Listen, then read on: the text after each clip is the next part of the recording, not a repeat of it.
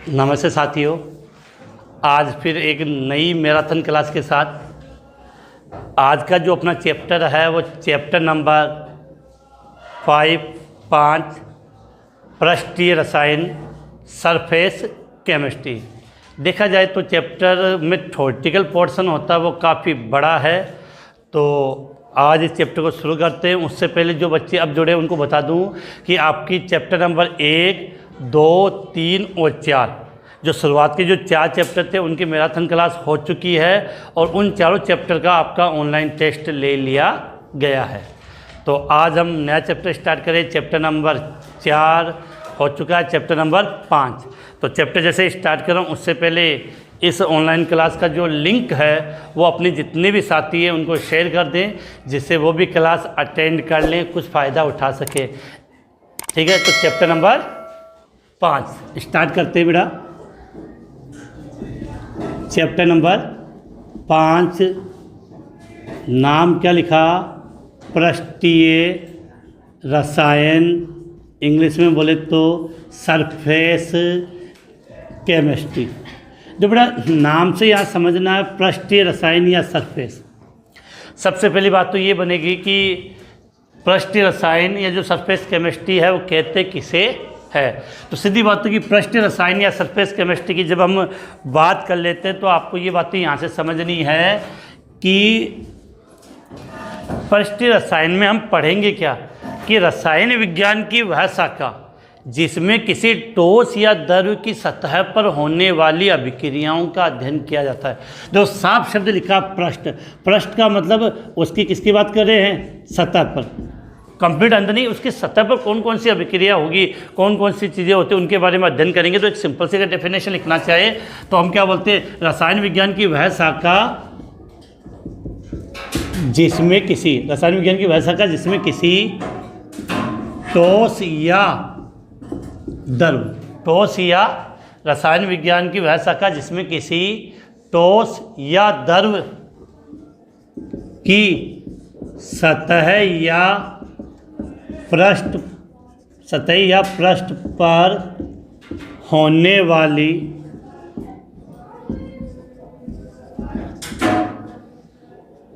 अभिक्रियाओं का या घटनाओं का अध्ययन किया जाता है।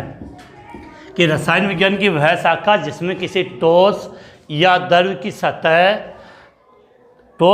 सतह या पृष्ठ पर होने वाली घटनाओं का अध्ययन किया जाता है, उसे हम क्या बोलते हैं? पृष्ठीय रसायन या सरफेस केमिस्ट्री। तो ध्यान रखना, इस चैप्टर में ज़्यादा अगर हम इसी टॉपिक के बारे में बात करेंगे और इसमें जो मेन टॉपिक आते हैं, एक टॉपिक तो हम पढ़ेंगे सबसे पहले अधिशोषण। अधिशोषण के बाद आता है उत्प्रेरक, जो अपने सिलेबस से इस साल के लिए हटा दिया गया है, और इसके बाद आता है कोलाइड। तो इनके बारे में हम डिटेल से पढ़ेंगे। सबसे पहला टॉपिक आपका क्या स्टार्ट होता है? अधिशोषण। तो अधिशोषण की जब हम बात करते हैं तो यहाँ से कुछ बातें चीज़ें मैं समझा दूँ आपको कि यहाँ 2 शब्द आपको पढ़ने को मिलेंगे मिलते जुलते। एक शब्द तो मैंने लिख दिया यहाँ पर अवशोषण, एक शब्द तो क्या लिख दिया मैंने? अवशोषण। और दूसरा शब्द मैंने क्या लिख लिया? अधिशोषण। बेटा पहला क्वेश्चन आपका ये अंतर का बन जाएगा कि अवशोषण और अधिशोषण है वो हम किसे कहते हैं। तो बेटा जो नए स्टूडेंट जो फर्स्ट बार क्लास अटेंड कर रहे हैं वो चैनल को सब्सक्राइब करना ना भूलें। तो अब बात करें कि एक तो अवशोषण और एक क्या होता है? अधिशोषण। हम एक बात समझते हैं, आपने एक रुई ली, उस रुई को किस में डुबो दिया? शाई में डुबो दिया। तो रुई को जब शाई में डुबो दिया, फिर उस रुई को बाहर निकालोगे तो आप ये देखोगे कि जो शाई है वो रुई के अंदर तक, मतलब उसके संपूर्ण आयतन में फैल गया है। लेकिन आपने क्या किया? एक चौक लिए, उस चौक को आपने किस में डुबोया? शाई में। तो क्या होगा? सपोज किया कि ये आपकी चौक है, तो चौक की केवल जो बाहरी सतह है वो केवल नीली होगी, जिस कलर की शाई थी। बाकी को आपको तोड़ोगे तो आपको वो सफ़ेद नज़र आएगी। तो इन दोनों में अंतर यही है कि अधिशोषण की जब हम बात करें, किसकी बात करें? अधिशोषण की। तो किसी आणविक स्पीशीज का ठोस या द्रव के संपूर्ण आयतन में फैल फिर से रिपीट कर रहा हूँ, किसी आणविक स्पीशीज का ठोस या द्रव के संपूर्ण आयतन में फैल जाने की घटना आपकी क्या कहलाती है? अवशोषण कहलाती है। लेकिन किसी आणविक स्पीशीज का केवल सतह या पृष्ठ पर संचित होना क्या कहलाता है? अधिशोषण कहलाता है। एग्जाम्पल मैंने यहाँ लिख दिए, और भी एग्जाम्पल हम बात कर लेते, तो इसको मैं सिस्टम वाइज ले लेते हैं। सबसे पहले आपको ये समझना यहाँ पे कि अधिशोषण और अवशोषण किसे कहते हैं। तो यहाँ पर कि इसमें जो आणविक स्पीशीज होगी वो संपूर्ण आयतन में फैल जाती है, और यहाँ पर जो आणविक स्पीशीज है वो केवल कहाँ होती है? सतह पर होती है। तो मैं परिभाषा लिख देता हूँ यहाँ से, जो इजीली आपको याद हो जाए, और थोड़ा सा इसको ऊपर लिख लेते हैं कि पूरा टॉपिक अपना यहीं पर आ जाए। कि बात कर रहे हैं तो इधर तो मैंने लिख दिया अवशोषण, यहाँ तो क्या लिखा बेटा? अवशोषण, और यहाँ पर लिख दिया अधिशोषण। ये तो लिख दिया अवशोषण और यहाँ पर लिख दिया अधिशोषण। तो इसके लिए क्या लिखेंगे कि किसी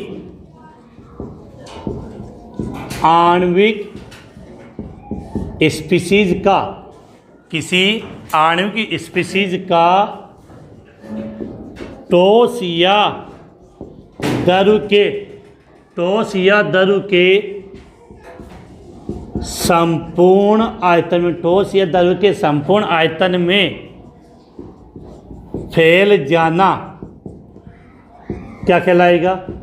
अवशोषण कहलाता। परिभाषा लिख दी, क्योंकि कभी कभार परिभाषा आ जाती है कि किसी आणविक स्पीशीज का ठोस या द्रव के संपूर्ण आयतन में फैल जाना क्या कहलाएगा? आपका अवशोषण कहलाता है। और यहाँ अगर बात करें तो किसी, या इसी को ले लेते हैं, किसी आणविक स्पीशीज का ठोस या द्रव के, ठोस या द्रव के केवल पृष्ठ या क्या बोलते हैं हम? सतह। ठोस या द्रव के केवल पृष्ठ या सतह पर संचित होना अधिशोषण कहलाता है। बच्चों के शब्द में कन्फ्यूजन हो जाता है बेटा अवशोषण और अधिशोषण के लिए, तो यहाँ से आपको ये बातें आपको समझनी। फिर से रिपीट कर रहा हूँ, एक डायग्राम सिंपल सा बना लेते हैं जिससे आपको थोड़ा सा और इजीली समझ में आ जाए कि इसमें क्या हुआ कि ये एक पदार्थ था, तो इसमें तो ये तो है ठोस या द्रव, इस पर कोई आणविक स्पीशीज हो और वो इसके संपूर्ण आयतन में फैल जाए। कहाँ पे? संपूर्ण आयतन में फैल जाए, तो ये घटना तो आपकी कहाँ होगी? क्या कहलाएगी? आपकी अवशोषण कहलाएगी। लेकिन अगर ये कंडीशन ऐसी हो कि ये तो आपका होगा ठोस या द्रव, अब इसकी सतह पर, कहाँ पे? केवल सतह पर दूसरी पदार्थ, सतह पर केवल दूसरे पदार्थ का क्या हो? संचित हो। कहाँ पर? केवल बेटा सतह पर। तो इसको हम क्या बोलेंगे? अधिशोषण। तो यहाँ पर जो हो रहा वो केवल कहाँ पर है बेटा? सतह पर। इस क्रिया को मैंने क्या नाम दे दिया? अधिशोषण।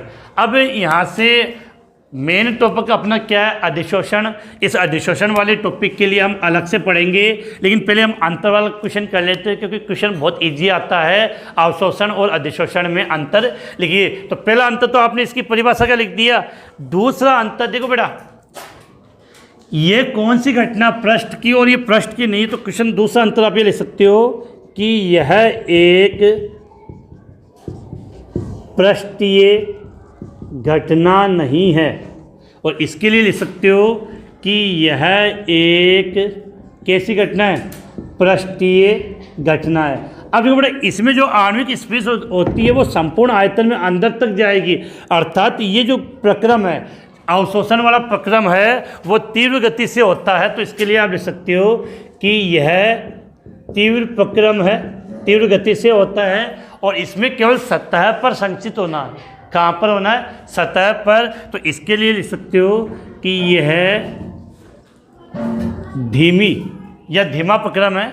ये क्या है? धीमा प्रक्रम है, धीरे धीरे होता है, धीमा प्रक्रम है। और बेटा सबसे लास्ट में इनका एग्जाम्पल, जंगला एग्जाम में जो अंतर पूछा था मुख्यतः दो, फिर एग्जाम्पल की बात कर लें कि जलवाष्प, कैल्शियम क्लोराइड के द्वारा जलवाष्प का तो होता है अवशोषण, और सिलिका जेल द्वारा, सिलिका जेल के द्वारा होता है जलवाष्प का अधिशोषण। तो अंतर के रूप में लिख सकते हो कि calcium chloride CaCl calcium chloride के द्वारा जल वाष्प का क्या होता है बेटा, अवशोषण।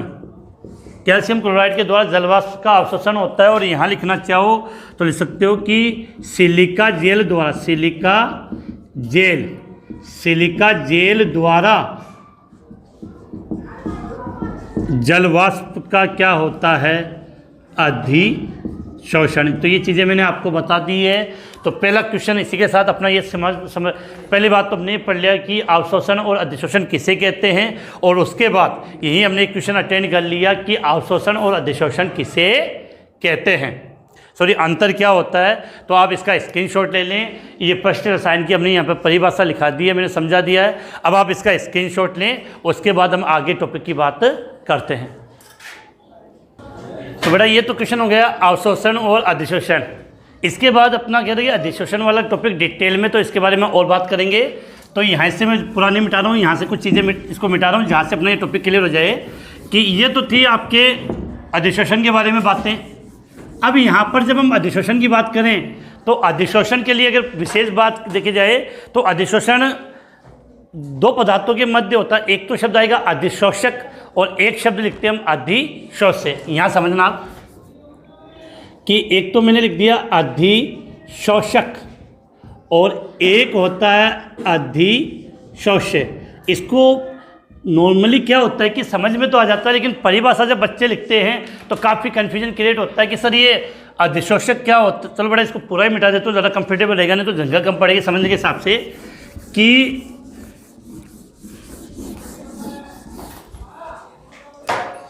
यहाँ पर हमने क्या लिखा, अधिशोषण। जब अधिशोषण की बात करें तो सीधी बात है कि क्रिया केवल कहाँ होगी, सतह पर। अब यहाँ पर दो शब्द हम काम में लेते हैं। एक शब्द को तो हम बोलते हैं अधिशोषक और एक होता आपका अधिशोष्य। क्या लिखा, अधिशोषक और अधिशोष्य। यहाँ से आपको समझना है कि आपके पास चौक थी, ये माना चौक थी। अब इस चौक को आपने क्या किया, शाई के अंदर डुबाया, तो जो शाई के कण होते हैं वो इसकी सतह पर आ जाएंगे। क्या जाएंगे, सतह पर। तो ये जो ब्लू कलर से मैंने दर्शाया ये तो मैंने मान लिया कि शाई के कण हो गए, और ये जो ब्लैक कलर से हमने बनाया ये क्या हो गया, आपकी चौक। तो अब देखा जाए तो अधिशोषण की क्रिया कहाँ पर हुई है, चौक पर हुई। चौक ने क्या किया, शाई के कण को अधिशोषित किया है। तो यहाँ से आप याद कर लेना कि चौक तो है आपका अधिशोषक और शाई के जो कण है वो क्या है, अधिशोष्य। तो इसको मैं लिख देता हूँ, फिर हम इसकी डेफिनेशन परिभाषा समझाऊंगा। कि पहली बात तो क्लियर होनी चाहिए कि जिस चौक की बात करें वो तो हो गया आपका अधिशोषक, और शाई के जो कण हैं जो सतह पर संचित हुए हैं वो हो गया अधिशोष्य। अब इसकी डेफिनेशन हम कैसे लिखेंगे, वह पदार्थ जिस पर अधिशोषण होता है, किस पर हो रहा है, चौक पर हो रहा है। तो सिंपल सी परिभाषा है कि वह पदार्थ जिस पर अधिशोषण होता है, वह पदार्थ जिस पर अधिशोषण होता है वो आपका क्या कहलाएगा, अधिशोषक। इसको मिटा रहा हूं यहां से।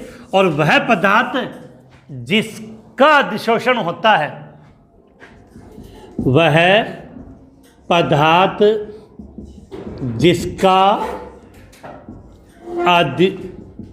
पदार्थ जिसका अधिशोषण होता है। तो बड़ा अंतर है दोनों में। वह पदार्थ जिस पर अधिशोषण होता है वो तो हो जाएगा अधिशोषक, और जिसका अधिशोषण होता है वो क्या कहलाएगा, आपका अधिशोष्य। तो ये दो शब्द है वो आपके माइंड में बिल्कुल क्लियर होने चाहिए।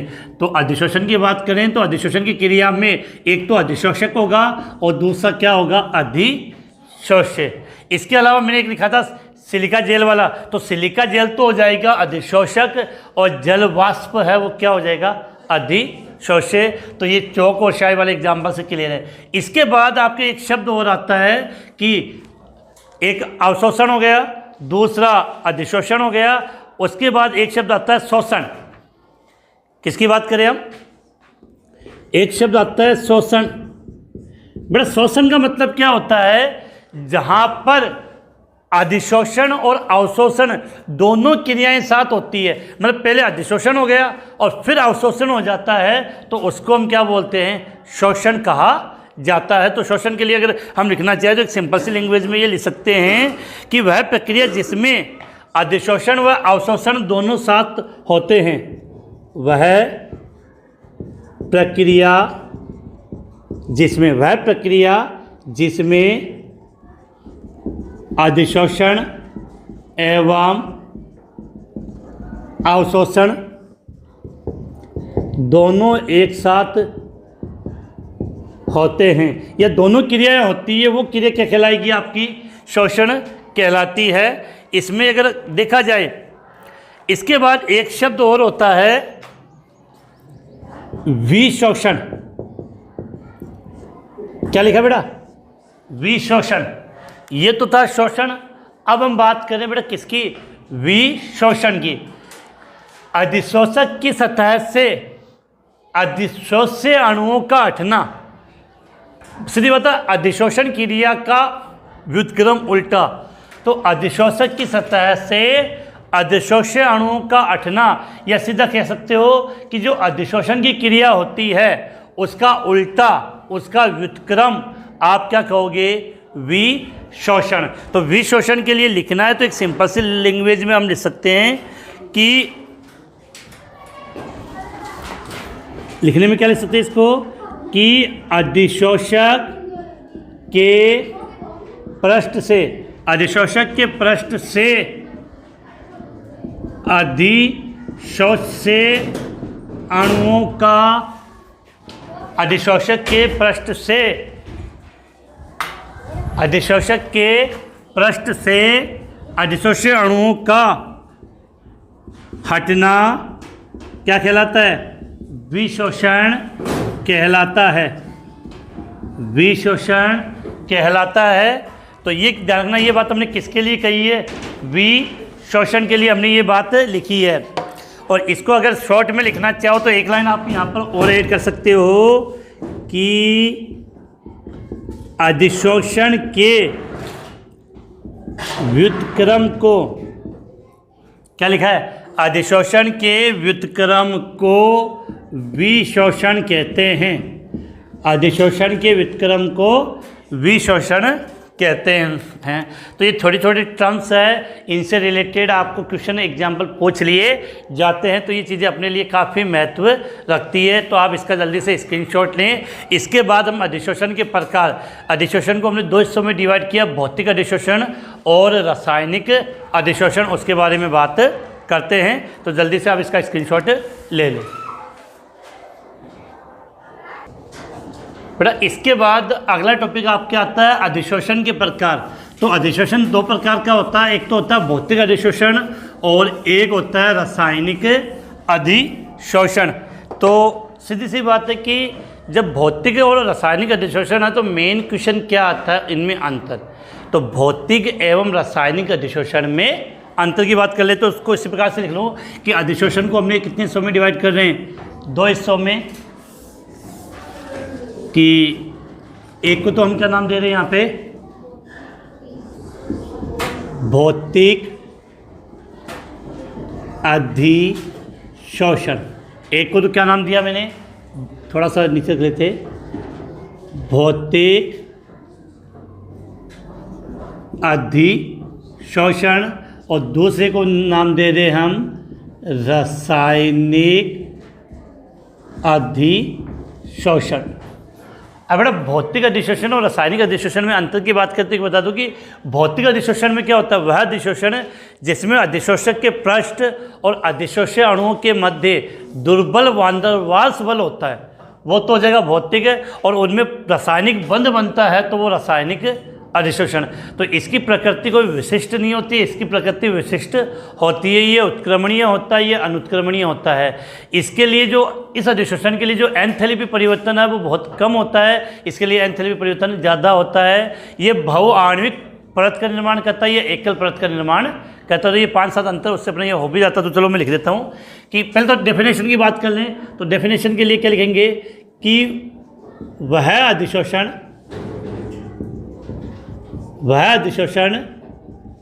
जिसमें, क्या लिखा है, वह अधिशोषण जिसमें अधिशोषक के पृष्ठ तथा अधिशोषक के अणुओं के मध्य दुर्बल वांडर वाल्स बल होता है, उसे भौतिक अधिशोषण कहते हैं। उसे क्या कहेंगे, भौतिक अधिशोषण कहते हैं। और रासायनिक अधिशोषण की बात करें तो बड़े इसी को लिख रहे हैं कि वह अधिशोषण जिसमें अधिशोषक के पृष्ठ तथा अधिशोषक अणुओं के मध्य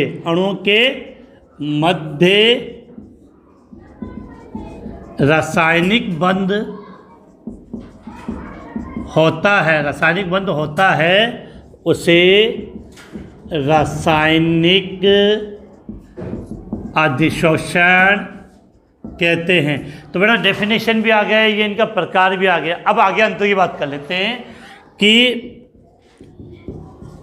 इसकी प्रकृति, ये नॉर्मल बंध होता है तो इसकी प्रकृति विशिष्ट नहीं होती, तो इसकी प्रकृति विशिष्ट नहीं होती है। और यहाँ लिख सकते हो क्या आप कि इसकी प्रकृति क्या होती है बेटा, विशिष्ट होती है।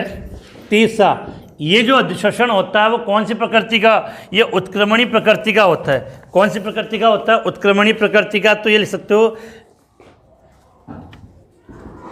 इसकी प्रकृति उत्क्रमणीय होती है। इसकी प्रकृति कैसी होती है बेटा, उत्क्रमणीय होती है। और अगर इसके लिए लिखना चाहो तो लिख सकते हो कि इसकी प्रकृति अनुत्क्रमणीय होती है, क्योंकि इसमें बंध कौन सा बना, आपका रासायनिक बंध बना है। इसके बाद अगर आगे हम बात करें तो इसमें अधिशोषण एंथैल्पी, क्या लिखा है, इसमें अधिशोषण एंथैल्पी कम होती है। अधिशोषण एंथैल्पी लगभग 20 से 40 किलो जूल मोल इनवर्स होती है। मतलब ये कैसे होती है, इसमें अधिशोषण की एंथैल्पी कम होती है। इसमें अधिशोषण की एंथैल्पी कम होती है और इसमें अधिशोषण की एंथैल्पी अधिक, लगभग 80 से 240 किलो जूल मोल इनवर्स होती है। इसके अलावा बेटा बहुत, फिर भी एक और लिख लेते हैं कि इसमें बहुआण्विक परत बनती है या बहुआण्विक परत होती है। और इसमें लिखना चाहें तो इसमें एकल परत होती है। इसमें क्या होती है बेटा, एकल परत होती है। तो ये इसके मेन बिंदु भी आ गए और इनका अंतर भी आ गया, जो आप इजीली याद कर सकते हो। अच्छे क्वेश्चन बनते हैं कि जिससे आपकी गलती होने की संभावना ना रहे। तो विशेष ध्यान रखना अपने को कि सबसे पहले कि भौतिक जो अधिशोषण होता है उसमें क्या होता है, दोनों के मध्य अधिशोषक और अधिशोषक के मध्य दुर्बल वान डेर वाल्स बल होता है। और यहाँ पर क्या होता है, रासायनिक बंध होता है। इसकी प्रकृति विशिष्ट नहीं होगी, इसकी प्रकृति क्या होती है, विशिष्ट होती है। भौतिक अधिशोषण उत्क्रमणीय होता है, जबकि रासायनिक अधिशोषण अनुत्क्रमणीय प्रकृति का होता है। इसमें अधिशोषण की एंथैल्पी कम होती है, लगभग मान 20 से 40 किलो जूल पर मोल होता है। और इसमें जो मान होता है वो 80 से 240 किलो जूल पर मोल इनवर्स होता है। इसमें बहुआण्विक, मतलब बहुत सारी परतों का निर्माण होता है, ये बहुआण्विक परत बनाता है और इसकी परत क्या होती है, एकल परत होती है। अब यहाँ से मैं आपको दो चीज़ें और बता दूँ कि निम्न भौतिक अधिशोषण होता है वो निम्न ताप पर होता है और रासायनिक अधिशोषण उच्च ताप पे होता है। तो निम्न ताप पर होने वाले अधिशोषण में अगर आपने ताप बढ़ा दिया तो वो रासायनिक अधिशोषण में कन्वर्ट हो जाता है, और रासायनिक अधिशोषण को हम रसव शोषण भी कहते हैं। चीज़ें मैं बोर्ड पे लिख देता हूँ। इसके अलावा एक दो बातें और अपने कि जो भौतिक अधिशोषण है, भौतिक अधिशोषण को वान डर वाल्स अधिशोषण भी कहते हैं। क्या कहते हैं बेटा, भौतिक अधिशोषण को हम क्या बोल देते हैं, वान डर वाल्स अधिशोषण भी कहते हैं। और जो रासायनिक अधिशोषण है इसको लेंगम्यूर अधिशोषण, कौन सा, लेंगम्यूर अधिशोषण भी कहते हैं। तो कुछ शब्द आपने को याद करना है कि भौतिक अधिशोषण को हम और किस नाम से बोल सकते हैं, वान डर वाल्स अधिशोषण कह सकते हैं। रासायनिक अधिशोषण को हम लेंगम्यूर अधिशोषण भी कह सकते हैं। और यहाँ पर एक बात मैं नोट लगा के लिख देता हूँ जो अपने काम की है, जिसको आपको याद भी करना है कि निम्न ताप पर होने वाला भौतिक अधिशोषण, निम्न ताप पर होने वाला, निम्न ताप पर होने वाला भौतिक अधिशोषण, निम्न ताप पर होने वाला भौतिक अधिशोषण ताप बढ़ाने पर, ताप बढ़ाने पर, ताप बढ़ाने पर रासायनिक अधिशोषण में बदल जाता है। कि निम्न ताप पर होने वाला भौतिक अधिशोषण ताप बढ़ाने पर किसमें बदल जाता है, रासायनिक अधिशोषण में बदल जाता है। और इसी कारण रासायनिक अधिशोषण को यहाँ से एक लाइन में लिख सकते हैं कि रासायनिक अधिशोषण को रसव शोषण भी कहते हैं। रासायनिक अधिशोषण को क्या बोलते हैं बेटा, रसव शोषण भी कहते हैं। तो एक ही टॉपिक से हमने काफ़ी चीज़ें हैं वो सीख ली है, तो जल्दी से आप इसका स्क्रीनशॉट ले लें। उसके बाद हम कुछ इम्पोर्टेंट बातों की बातें और कर लेते हैं। अब बेटा बात करें तो स्क्रीनशॉट आपने ले लिया होगा, इसको अच्छे तरीके से याद कर लेना क्योंकि यहाँ से छोटे छोटे क्वेश्चन और अलग से बन जाते हैं। इसके बाद मैं मिटा देता हूँ। इसके बाद जो अपना नेक्स्ट जो टॉपिक आता है इसमें वो आपका ये आएगा कि ठोस अधिशोषक पर गैसों का अधिशोषण को प्रभावित करने वाले कारक, कि अधिशोषण की क्रिया को कौन कौन से कारक प्रभावित करते हैं। तो उनमें से हम दो तीन बातें, मुख्य मेन जो बातें हैं वो अपनी कर लेते। तो हेडिंग के रूप में अगर हमें लिखना है तो हम ये लिख सकते हैं कि ठोस अधिशोषक, क्या लिखा है बेटा, ठोस अधिशोषक पर गैसों का अधिशोषण। तो यहाँ से बड़ा छोटे छोटे क्वेश्चन बनेंगे, मैं तो पूरा डिटेल से करवा दूंगा आपको कि ठोस, थोड़ा सा बेटा बोर्ड थोड़ा सा और नीचे लिख लेते हैं इसको, सही बेटा, ठोस अधिशोषक पर, ठोस अधिशोषक पर गैसों का अधिशोषण है को प्रभावित करने वाले कारकों की बात, को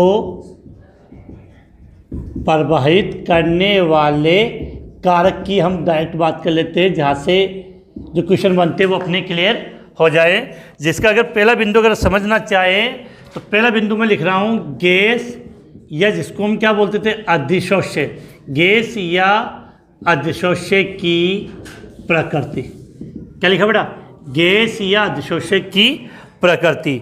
जो बड़ा सीधी सी बात है, यहाँ से समझने की बात है कि जो गैस जितनी आसानी से द्रवित हो जाती है उस गैस का अधिशोषण भी उतना ज़्यादा होता है। सीधी सी बात याद करनी है कि जो गैस जितनी आसानी से द्रवित होती है वो उतना अधिक उसका अधिशोषण होता है। अब द्रवित होने का मतलब सीधा संबंध उसके क्रांतिक ताप पर है। क्रांतिक ताप वह न्यूनतम ताप होता है जिससे अधिक ताप पर गैस को द्रवित नहीं किया जा सकता। तो यहाँ पर आपको याद रखना है कि हम जो ये लिख रहे हैं कि गैस या अधिशोषक की प्रकृति, तो इसके लिए कि सरलता से द्रवित होने वाली, यहाँ से लिख सकते हैं कि सरलता से द्रवित होने वाली, सरलता से द्रवित होने वाली गैसों का, सरलता से द्रवित होने वाली गैसों का अधिशोषण अधिक होता है। अब द्रवित का सीधा संबंध क्रांतिक ताप है और क्रांतिक ताप से हम इसका आइडिया लगा सकते हैं। तो मैं एक क्रम लिख रहा हूँ क्योंकि प्रश्न क्या बनेगा, निम्न में से 4 गैसें दे देगी कि किसका अधिशोषण ज़्यादा होगा और किसका अधिशोषण कम होगा। तो क्रांतिक ताप के अकॉर्डिंग ये मैं क्रम लिखा रहा हूँ। तो द्रवित होने का क्रम ले सकते हैं इसको, जो से भी हम लिखना चाहें कि द्रवित होने का क्रम, द्रवित होने का क्रम। तो जब क्रम की बात करें तो याद रखना है कि सबसे आसानी से द्रवित जो जैसे SO2, उससे कम आ जाता है आपका NH3, उससे कम HCl, उसके बाद बात करें तो CO2, उसके बाद CH4, CO, N2 और H2।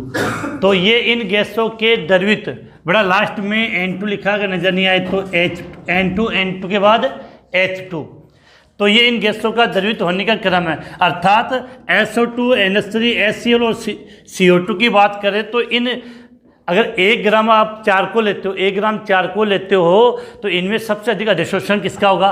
SO2 का, उससे कम NH3 का, उससे कम HCl का और सबसे कम SO2। ऐसे क्रम में आगे चलता रहेगा। तो सिंपल से शॉर्ट में बात है कि जो गैस जितनी आसानी से द्रवित होगी उसकी अधिशोषण क्षमता वो उतनी अधिक उसका अधिशोषण हो जाता है। क्रम मैंने आपको लिखा दिया है। इसके बाद अगर दूसरे बिंदु की बात करें तो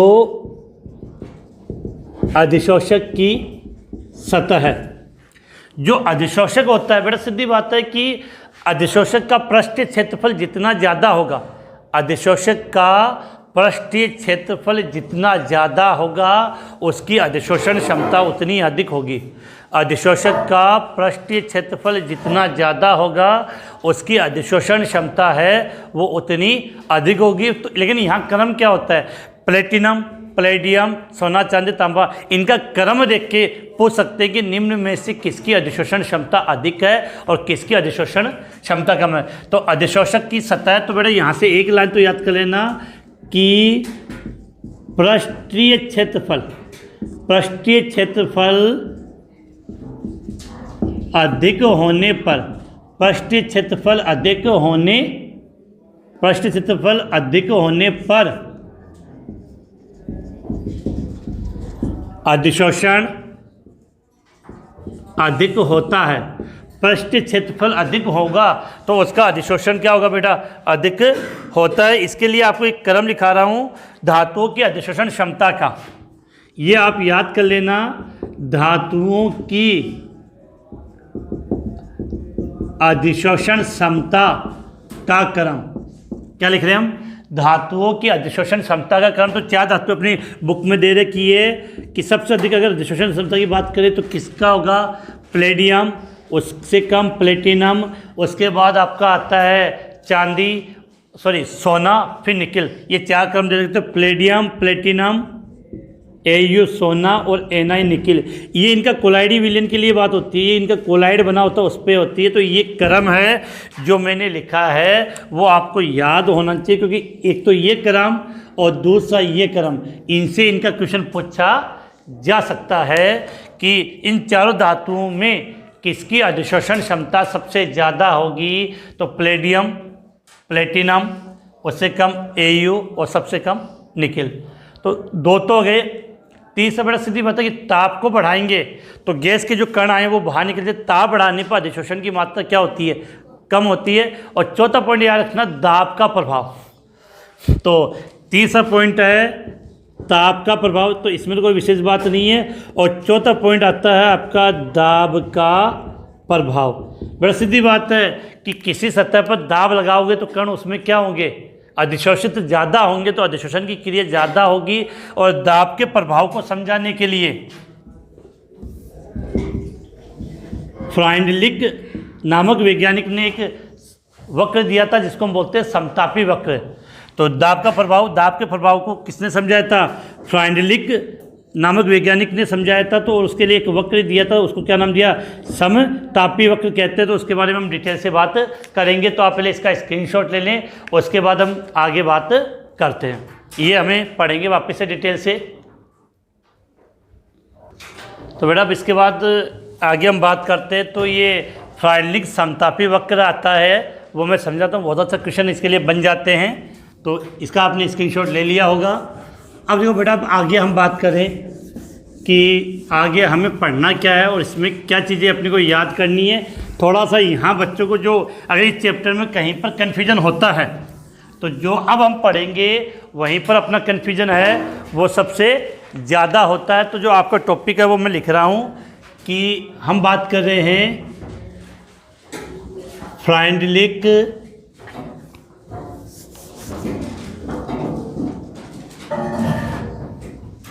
फ्राइंडलिक समतापी वक्र। क्या लिखा बेटा? फ्राइंडलिक समतापी वक्र। तो फ्राइंडलिक ने क्या किया था? फ्राइंडलिक ने ठोस अधिशोषक के इकाई द्रव्यमान पर अधिशोषित होने वाली अधिशोषक के अणुओं और दाब के मध्य एक संबंध दिया था। वो था x/m समानुपाती p और p की पावर 1/n। और इसकी भी 3 कंडीशन थी कि निम्न दाब पर क्या होता है, मध्यम दाब पर क्या कंडीशन होगी और उच्च दाब पर क्या कंडीशन होती है। तो उसके लिए हम बात कर लेते हैं इसको हमें किस प्रकार से लिखना है। तो यहाँ से हम बात करें कि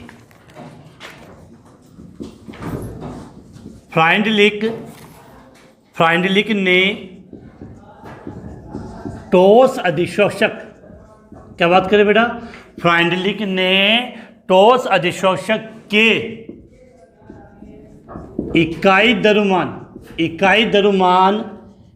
के निश्चित आयतन, इकाई द्रव्यमान के, फिर से बात करें कि फ्राइंडलिक ने ठोस अधिशोषक के इकाई द्रव्यमान द्वारा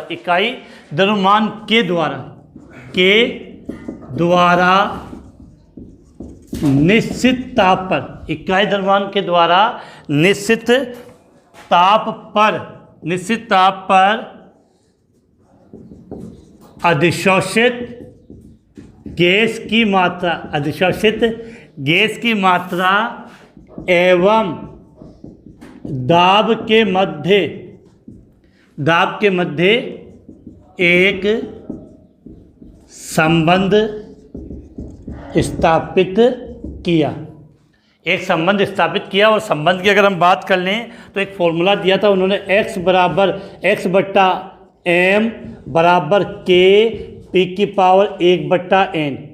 p की पावर क्या लिखिए बेटा? 1/n। और यहाँ जो n का मान होता है वो 1 से ज़्यादा होता है। अब हमें ये समझना है कि x/m बराबर k p और p की पावर कितनी है? 1/n। ये हमने क्या लिखा है? तो यहाँ पर सबसे पहले हम बात किसकी कर लेते हैं? x की। x क्या है? तो अधिशोषक के m द्रव्यमान द्वारा अधिशोषित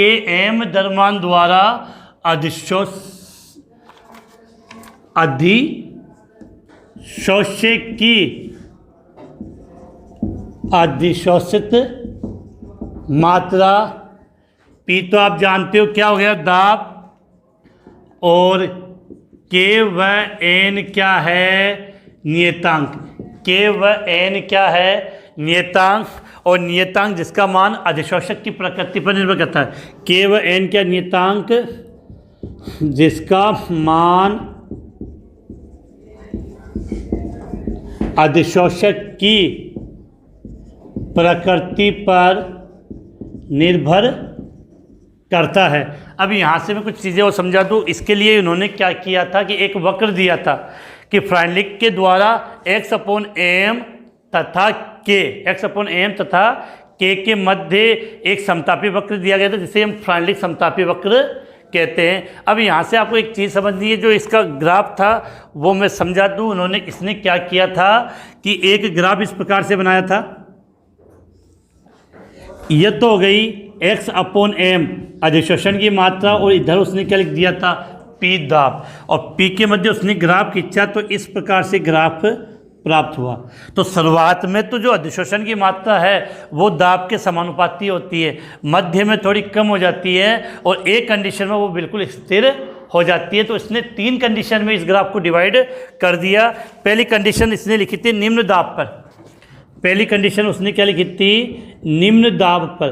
तो बड़ा निम्न दाब पर तो एक सीधी सी बात है कि निम्न दाब पर क्या होता है कि जो x अपॉन m अधिशोषण की मात्रा होती है वो दाब के समानुपाती होती है, दाब के समानुपाती होती है। और समानुपाती को हटाओगे तो यहाँ पर आप क्या रख सकते हो, स्थिरांक, तो इसको सीधा लिख लो x अपॉन m बराबर kp। दूसरी कंडीशन थी उच्च दाब पर, उच्च दाब पर बेटा कि आपने क्या किया, दाब अधिशोषण हो गया, दाब फुल कर दिया। अब उच्च दाब पर चाहे आप कितना भी दाब लगा लो, जितना अधिशोषण होना था उतना हो चुका है। तो इसको रिप्रेजेंट इस प्रकार से करते हैं हम, x अपॉन m बराबर k p की पावर 0। तो p की पावर 0 का मतलब 1 हो जाता है, तो यहाँ पर ये निर्भर नहीं करेगा। और तीसरी होती है मध्य, ये जिसको बोलते हैं माध्यमिक सीमा, ये मध्यम दाब पर, मध्यम दाब पर अगर कंडीशन लिखना चाहे तो x अपॉन m बराबर k p की पावर 1/n। तो ये इसी को इसने यहाँ पे रिप्रेजेंट किया है। इसको मैं फिर से एक बार आपको समझा दूँ कि हमें याद कैसे करना है। जो बेटा सबसे पहले हमने क्या लिखा था, फ्राइंडलिक समतापी वक्र, क्या लिखा था हमने इसका, फ्राइंडलिक समतापी वक्र। इसने क्या किया कि ठोस अधिशोषक के इकाई द्रव्यमान द्वारा, क्या लिखा है, ठोस अधिशोषक के इकाई द्रव्यमान द्वारा निश्चित ताप पर अधिशोषित गैस की मात्रा और दाब के मध्य एक संबंध दिया। ये संबंध आपको सीधा याद करना है, x/m बराबर क्या होता है, k p की पावर 1/n। ये चीज़ें क्या थी, वो कंडीशन थी। देखो शुरुआत में ये यहाँ तक हम निम्न दाब मान सकते, तो उसके ये समानुपाती होती है। ये मध्यम होता है तो उसमें थोड़ा सा गिरावट आती है, तो उसको हमने किस प्रकार से रिप्रेजेंट किया कि x अपॉन m बराबर k p की पावर 1/n, और लास्ट में यहाँ पर ये उच्च हो जाता, बराबर तो कोई इफेक्ट नहीं पड़ता। तो ये फ्राइंडलिक समतापी वक्र का शॉर्ट में, वैसे तो काफ़ी बड़ा है, इसको डिटेल से समझाएंगे तो काफ़ी टाइम लग जाएगा। जितना शॉर्ट में था उतना मैंने शॉर्ट में समझा दिया है। आप इसका स्क्रीनशॉट ले लें, उसके बाद हम आगे बात करते हैं।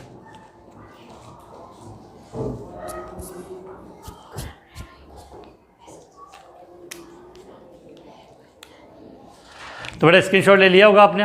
अब आगे बात करें हम इस मामले में। अब बेटा इसको बेटा दे दे। इसके बाद अपना नेक्स्ट टॉपिक जो आता है कोलाइड, क्या आता है, कोलाइड, उसके बारे में बात करेंगे। एक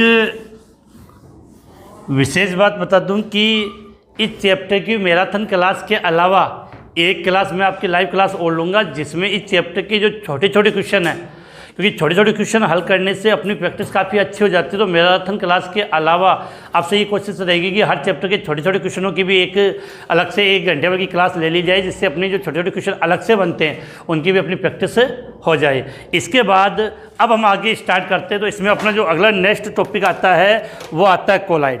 आपने नाम सुना होगा कोलाइड की। जब हम बात कर ले तो कि कोलाइड शब्द मैंने लिखा है बेटा, सबसे पहली बात है कोलाइड एक पदार्थ नहीं है, पदार्थ की अवस्था है। कोलाइड एक पदार्थ नहीं होता है, पदार्थ की अवस्था होता है। आपने विलयन के लिए एक शब्द पढ़ा था कि विलयन 2 या 2 से अधिक पदार्थों का समांगी मिश्रण होता है। अगर कोलाइड होता है विषमांगी मिश्रण। और सबसे इम्पोर्टेंट कोलाइड के लिए मैंने कहा कि पदार्थ ने पदार्थ की एक अवस्था के रूप में माना जाता है। इसमें कणों का आकार बहुत ज़्यादा इंपॉर्टेंट है, और बोर्ड एग्जाम में पूछा भी गया है कि कोलाइडी विलयन में कोलाइडी कणों का आकार कितना होता है। तो याद करना, अपनी बुक के अकॉर्डिंग बता रहा हूँ, 10 की पावर -7 से 10 की पावर -5 के बीच में इसके कणों का आकार होता है। कुछ चीज़ें मैं यहाँ लिख रहा हूँ, इंपॉर्टेंट पॉइंट। उसके बाद अपने टॉपिक पर आएंगे सीधा कि सबसे पहले हम बात करें कोलाइड की। तो यहाँ में एक ही शब्द लिखेंगे कि कोलाइड एक पदार्थ नहीं है, बल्कि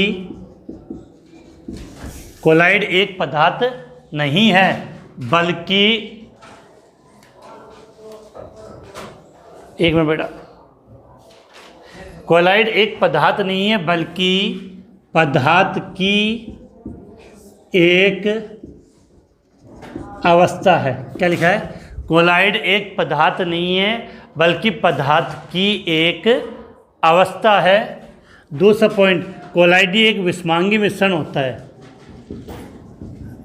कोलाइड एक विषमांगी मिश्रण होता है। कोलाइड क्या होता है? विषमांगी मिश्रण होता है। विलयन जो हम पढ़ते हैं वो समांगी होता है। इसके अलावा कोलाइडी कणों का आकार, कोलाइडी कणों का आकार 10⁻⁻7 सेमी से 10⁻⁻5 सेमी के मध्य होता है। क्वेश्चन पूछा गया कि कोलाइडी कणों का आकार कितना होता है, तो कोलाइडी कणों का आकार कितना? 10⁻⁻7 सेमी से 10⁻⁻5 सेमी होता है। अब बेटा एक चीज़ यहाँ से याद करना कि जिस प्रकार आप पढ़ते हो विलयन, जब हम विलयन पढ़ते हैं तो वहाँ हम दो शब्द बोलते हैं, एक तो होता है विलायक और एक शब्द आपका आता है विलय। विलयन की जब हम बात करें तो विलयन में दो शब्द पढ़ेंगे, विलायक और विलय। उसी प्रकार कोलाइड में भी एक पदार्थ, देखो विलायक का मतलब क्या है? जो ज़्यादा मात्रा में होता है उसको विलायक कहते हैं और जो कम मात्रा में होता है उसे हम क्या बोलते हैं? विलय कहते हैं। तो कोलाइडी विलयन में, कोलाइड शब्द बोलते हैं, कोलाइड में विलय और विलायक होते हैं, लेकिन वहाँ पर दो शब्द बोलते हैं, परिक्षेपण माध्यम और परिक्षिप्त प्रावस्था। तो इसको ये समझना है कि कोलाइड में जो घटक ज़्यादा मात्रा में होता है उसको तो बोलते हैं हम परिक्षेपण माध्यम।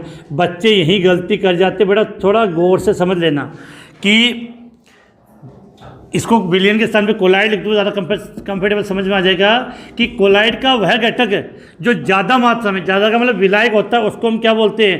परिक्षेपण माध्यम।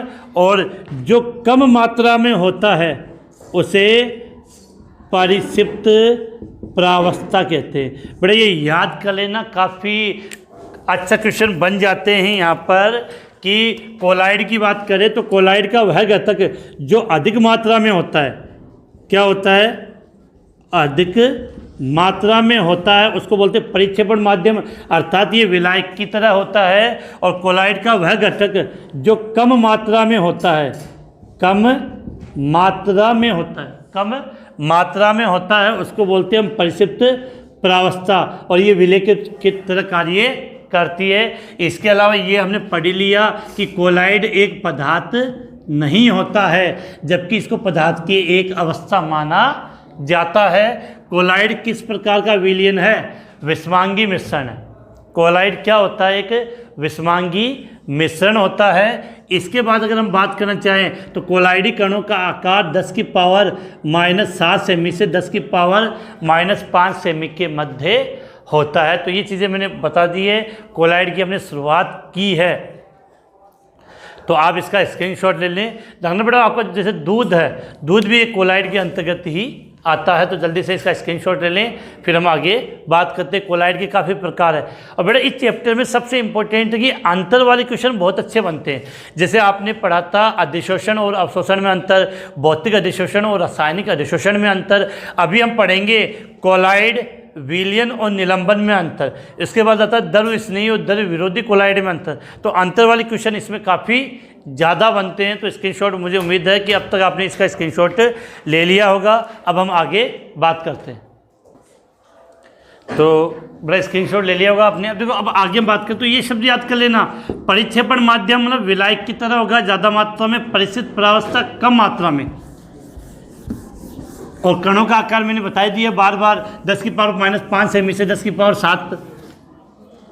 अब देखो बेटा यहाँ पे आगे बात करें, इसके बाद नेक्स्ट क्वेश्चन की हम बात कर लेते हैं। जो अगला क्वेश्चन अपना जो आता है उसकी हम बात कर लेते हैं, जो अगला क्वेश्चन अपना बनेगा। अच्छा क्वेश्चन होता है कि तीन चीज़ें होती है अपनी, एक तो होती है आपका विलयन, दूसरा कोलाइड और तीसरा निलंबन। अब किसी में भी अंतर पूछा जा सकता है, तो मैं तीनों आपके एक साथ लिख देता हूँ कि एक तो अपना क्या होगा? विलयन। क्या लिखा है? विलयन जानते हो, दूसरा मैं यहाँ लिख रहा हूँ आपका कोलाइड, क्या लिखा है, दूसरा क्या लिखा मैंने, कोलाइड। और तीसरे की बात करें तो निलंबन, तीसरे की बात करें तो क्या शब्द मैंने लिख दिया, निलंबन। तो इनमें हमें अंतर करना, तो अंतर में एक साथ ले लेते हैं कि जिससे हमें इजीली याद हो जाए। सबसे पहले बेटा आपको याद क्या रखना है कि विलयन होता है वो कैसा मिश्रण होता है, समांगी। बात की थी हमने, विलयन है वो कैसा मिश्रण है, समांगी मिश्रण होता है।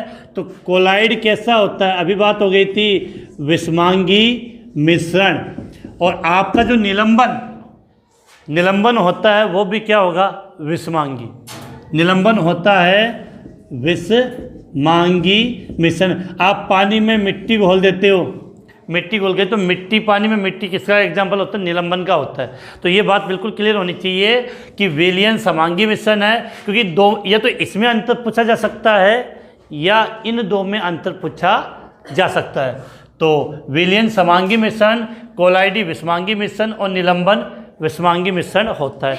अब बेटा सबसे इंपॉर्टेंट इनके कणों का आकार, दूसरा पॉइंट की बात कर लें तो इनके कणों के आकार की बात करें तो बेटा सबसे इंपॉर्टेंट है कि इनके कणों का आकार 10⁻⁷ सेमी से कम होता है, कम। किसकी बात करें, कणों का आकार, यहाँ पर लिख देता हूँ मैं, यहीं से याद लेना कि कणों का आकार। तो इनके कणों का आकार, विलयन के कणों का आकार 10⁻⁷ सेमी से कम होता है, 10⁻⁷ सेमी से कम होता है। और इनका आकार तो अभी हमने बात की थी कि 10⁻⁷ सेमी से 10⁻⁵ सेमी के मध्य होता है। और इनके कणों का आकार 10⁻⁵ सेमी से अधिक होता है। तो बेटा ये चीज़ें आपको याद होनी चाहिए। अच्छा, क्वेश्चन बनता है इन तीनों के लिए कि विलयन में कणों का आकार 10⁻⁷ सेमी से कम होगा, कोलाइड में कणों का आकार 10⁻⁷ से 10⁻⁵ सेमी के मध्य होगा, और इसमें 10⁻⁵ सेमी से अधिक होता है। इसके बाद बेटा देखो सीधी सी बात है कि पॉइंट तो बहुत सारे जितने लिखे कम हैं। अगर आपको याद हो तो आपने पढ़ा होगा टिंडल प्रभाव, छोटी क्लास में कहने पढ़ा, ब्राउनी गति, टिंडल प्रभाव और ब्राउनी गति, ये दोनों के दोनों किसके एग्जाम्पल होते हैं, कोलाइड के होते हैं। कौन कौन से लिख रहा हूँ मैं, टिंडल प्रभाव और ब्राउनी गति की बात करें तो ये केवल किसके गुण होते हैं आपके।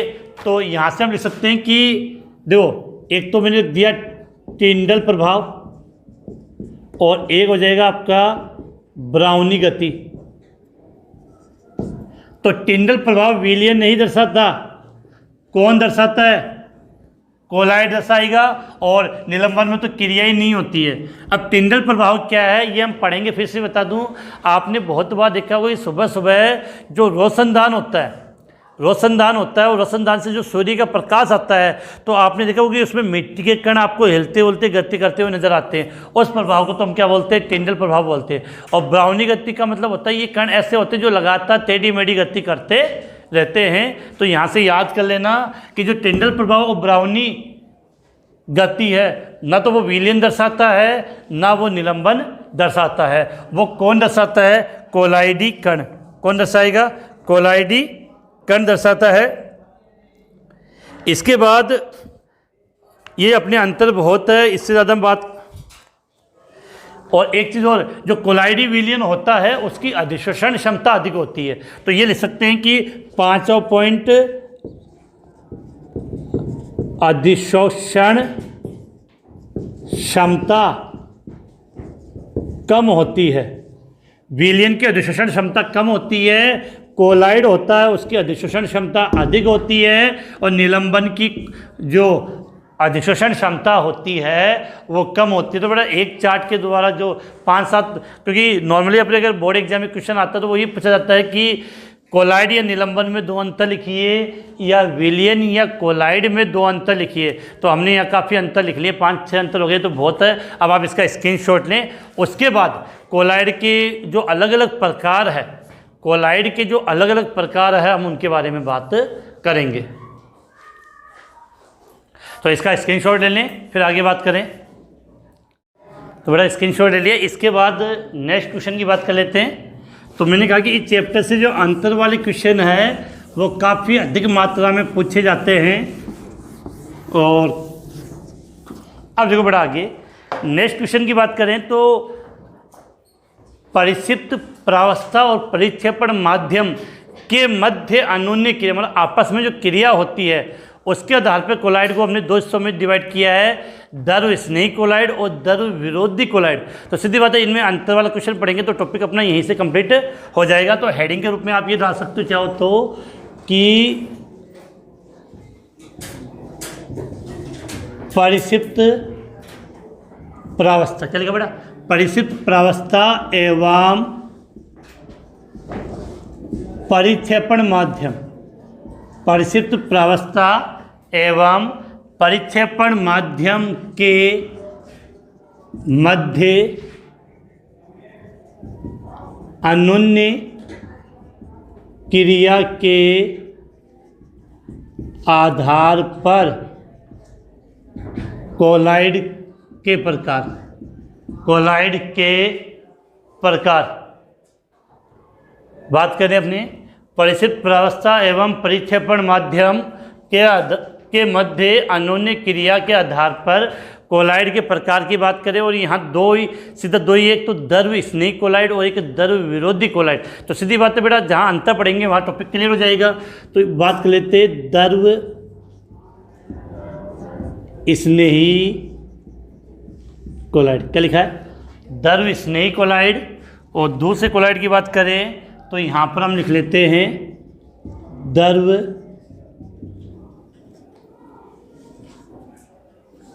विरोधी कोलाइड। तो क्या लिखा है, द्रव स्नेही कोलाइड और द्रव विरोधी कोलाइड, इनमें अंतर करना है। तो देखो बड़ा स्नेह होता है, स्नेह का मतलब प्रेम होता है, प्रेम का मतलब आकर्षण होता है। तो सीधी बात है कि जब परिक्षिप्त प्रावस्था क्या हो, परिक्षिप्त प्रावस्था और परिक्षेपण माध्यम के मध्य क्या होगा, स्नेह, स्नेह का मतलब आकर्षण होता है। क्या होता है, आकर्षण होता है। तो वो तो होता है द्रव स्नेही। अब विरोधी, जब विरोध होगा तो डिशम डिशम होगा, डिशम डिशम का मतलब प्रतिकर्षण। तो सीधी बात है द्रव स्नेही कोलाइड किसे कहते हैं, वह कोलाइडी विलयन, वह कोलाइडी विलयन जिसमें परिक्षिप्त प्रावस्था और परिक्षेपण माध्यम के कणों के मध्य आकर्षण बल लगता है, आकर्षण होता है, वो तो ये हो जाएगा। और जहाँ प्रतिकर्षण हो तो द्रव विरोधी कोलाइड। परिभाषा चलो यहीं से लिख लेते हैं कि वह कोलाइडी विलयन, वह कोलाइडी विलयन जिसमें, वह कोलाइडी विलयन जिसमें परिक्षिप्त प्रावस्था एवं परिक्षेपण माध्यम, वह कोलाइडी विलयन जिसमें परिक्षिप्त प्रावस्था एवं परिक्षेपण माध्यम के कणों के मध्य आकर्षण होता है, वह द्रव स्नेही कोलाइड कहलाता है। अब द्रव विरोधी कोलाइड की बात करें तो सिंपल सी बात है कि वह कोलाइडी विलयन जिसमें परिक्षिप्त प्रावस्था और परिक्षेपण माध्यम के कणों के मध्य क्या हो बेटा, प्रतिकर्षण, प्रतिकर्षण होता है, उसे द्रव विरोधी कोलाइड कहते हैं। अब बड़ा सीधी बात है कि इसमें स्नेही होता है तो ये स्थायी होते हैं, ये द्रव विरोधी विरोध होता है आपस में तो ये अस्थायी होते हैं। इनकी प्रकृति उत्क्रमणीय होती है और वो अनुत्क्रमणीय। तो यहाँ लिख सकते हैं कि यह स्थायी होते हैं। अगला पॉइंट, इनकी प्रकृति उत्क्रमणीय, इनकी प्रकृति उत्क्रमणीय होती है। इसके अलावा इनका स्कंदन आसानी से नहीं होता है, इनका स्कंदन आसानी से नहीं होता। एग्जाम्पल बात करें तो स्टार्च का कोलाइडी विलयन, जिलेटिन, क्या लिख रहे हैं, स्टार्च का कोलाइडी विलयन, जिलेटिन, गोंद व रबड़ का कोलाइडी विलयन। अब बेटा ये जो बातें हमने यहाँ लिखी है उसकी जस्ट अपोजिट बातें अपने को यहाँ पे लिखनी है। उसी के साथ आपका ये टॉपिक और आपका ये क्वेश्चन है वो कंप्लीट हो जाएगा। तो हमने यहाँ पर ये लिखा है, तो इसमें बेटा जस्ट उल्टा लिखना। तो यहाँ लिखा है ये स्थायी होते हैं, तो द्रव्य विरोधी कोलाइड के लिए क्या लिख दोगे, यह अस्थायी होते हैं। इनकी प्रकृति हमने क्या लिखी है, उत्क्रमणीय है। तो यहाँ पर क्या लिख देंगे, इनकी प्रकृति अनुत्क्रमणीय होती है। इनका स्कंदन आसानी से नहीं होता बेटा, इनका बहुत इजीली हो जाता है क्योंकि दोनों में डिशम डिशम विरोध होता है। तो स्कंदन आसानी से हो जाता है। तो लिख सकते हो कि इनका स्कंदन आसानी से हो। स्कंदन का बेटा अपनी कि इनको अलग अलग करना, इनका स्कंदन आसानी से हो जाता है। और यहाँ पर की बात करें तो धातु और उनके सल्फाइडों के जो कोलाइडी विलयन होते हैं, धातु और उनके सल्फाइडों के जो कोलाइडी विलयन होते हैं वो कौन से होते हैं, द्रव्य विरोधी कोलाइड होते हैं। तो सीधी सी बात याद यहाँ से करना कि धातु एवं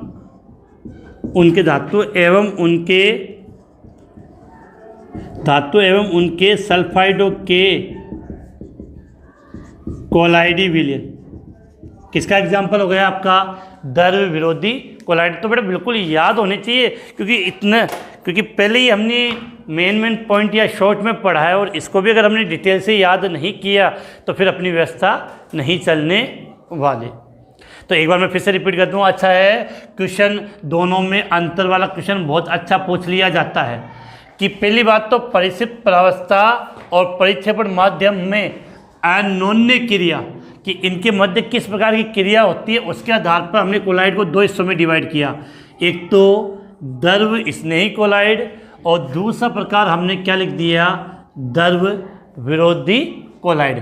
द्रव्य स्नेही कोलाइड का मतलब क्या होता है, दोनों के मध्य क्या होता है बेटा, आकर्षण होता है, मतलब आकर्षण बल लगता है। और यहाँ दोनों के मध्य क्या होगा, प्रतिकर्षण। तो ये बेटा ये इजीली नहीं बनते, इनको बनाने में काफ़ी परेशानियाँ होती है। इसके बाद यहाँ से समझना है कि द्रव्य स्नेही कोलाइड, दोनों में स्नेह है तो दोनों की बनेगी अच्छी। तो इनमें क्या होता है, स्थायी होता है। इनकी प्रकृति क्या होती है, उत्क्रमणीय होती है। और इनका स्कंदन है वो आसानी से नहीं होता बेटा। बेस्ट और एग्जाम्पल, क्योंकि सीधा क्वेश्चन आ जाता है कि द्रव्य स्नेही कोलाइड के एग्जाम्पल या उदाहरण लिखिए। तो यहाँ पर अगर हम बात करें तो स्टार्च, जेलेटिन, गोंड, रबड़ या प्रोटीन का जो कोलाइडी विलयन वो इसमें आ जाएंगे। और द्रव्य विरोधी में सब चीज़ें उल्टी आ जाती है कि ये क्या होते हैं, अस्थायी होते हैं। इनकी प्रकृति अनुत्क्रमणीय होती है, स्कंदन इनका आसानी से हो जाता है। धातु एवं उनके सल्फाइडों के कोलाइडी विलयन। तो बेटा इसका आप स्क्रीनशॉट ले लें। उसके बाद अब हम नेक्स्ट टॉपिक की बात करते हैं।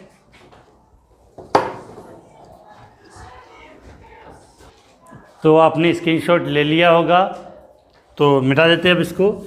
इसके बाद नेक्स्ट टॉपिक में बात करते हैं तो कि जो परिक्षिप्त प्रावस्था और परिक्षेपण माध्यम है, इनके आधार पर कोलाइडी विलयन का अलग अलग प्रकार से डिवाइडेशन किया गया है, उनके बारे में हम बात करेंगे।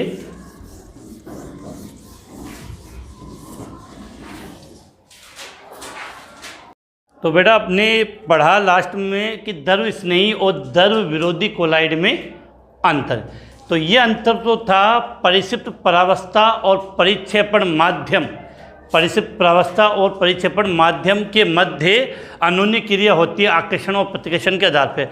अगला प्रकार हम बात करें तो उसकी बात करें परिक्षिप्त प्रावस्था और परिक्षेपण माध्यम के कणों के आकार की बात कर सकते हैं और इनके आधार पर हम बात करते हैं। इसके लिए एक थोड़ी सी बात स्टार्ट करें। तो यहाँ से टॉपिक हम स्टार्ट करते हैं कि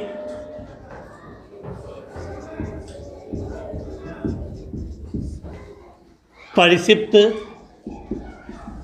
प्रावस्था एवं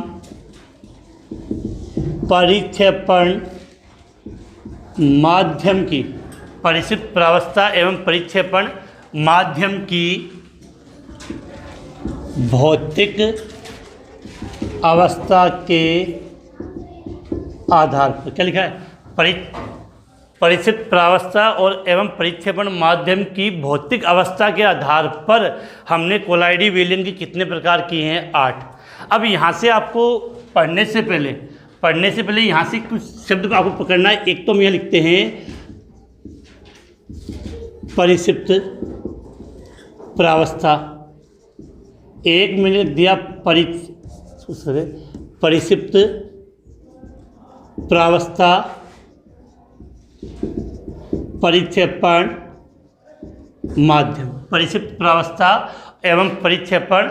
तो हमने क्या लिखा है, परिक्षिप्त प्रावस्था और परिक्षेपण माध्यम, इनकी भौतिक अवस्था के आधार पर 8 हिस्सों में डिवाइड किया। तो इसको हम शुरुआत करते हैं जिससे अपने को इजीली समझ में आ जाएगा। बेटा इसको कैसे याद करें, जैसे पहले हम बात करते हैं कि पहले हम परिक्षिप्त प्रावस्था टॉस और ले लिया, यहाँ पर एक बार हमने इसको टॉस में कन्वर्ट कर लिया, एक बार द्रव ले लिया और एक बार क्या ले लिया, गैस।